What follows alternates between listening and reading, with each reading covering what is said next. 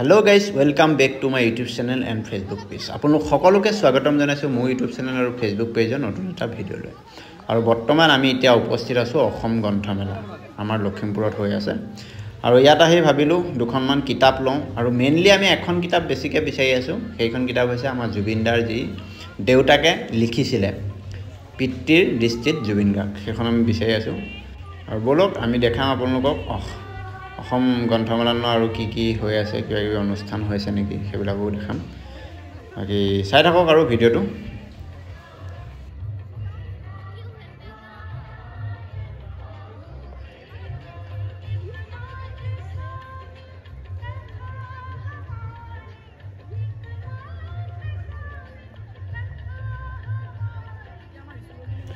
আৰু এই দুজন আমাৰ পণ্ডিত যি ইমান খুবা কিতাপৰ মাজত কিতাপ বিচাৰি পোৱা নাই কোনখন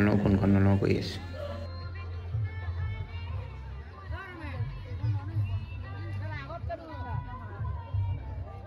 নন্দন বৰুৱা হৰাফুল প্ৰিয়বন্ধু পিতৃ দৃষ্টিত জুবিন কপিল বৰঠাকুৰ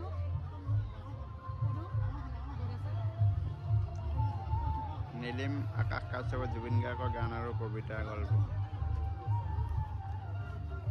আৰ্থ অফ জুবিন গাৰ্গ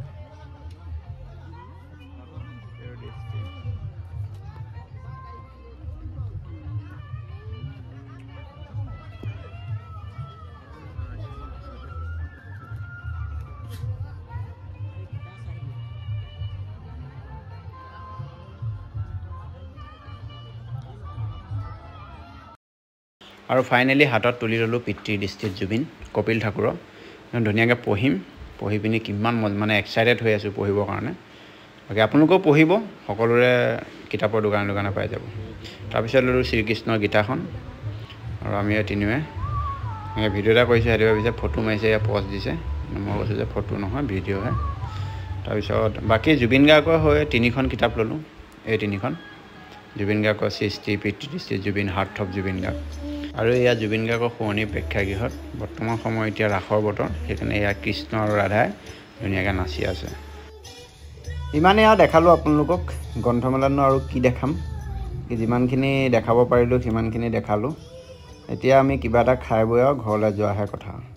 যদি ইমান সময়লৈকে আপোনালোকে ভিডিওটো চাই আছিলে তেতিয়াহ'লে লাইক কমেণ্ট শ্বেয়াৰ ছাবস্ক্ৰাইব সকলো কৰি দিব বাকি নেক্সট ভিডিওত আপোনালোকক লগ পাম জয় জুবিন দা জয় অসম ধন্যবাদ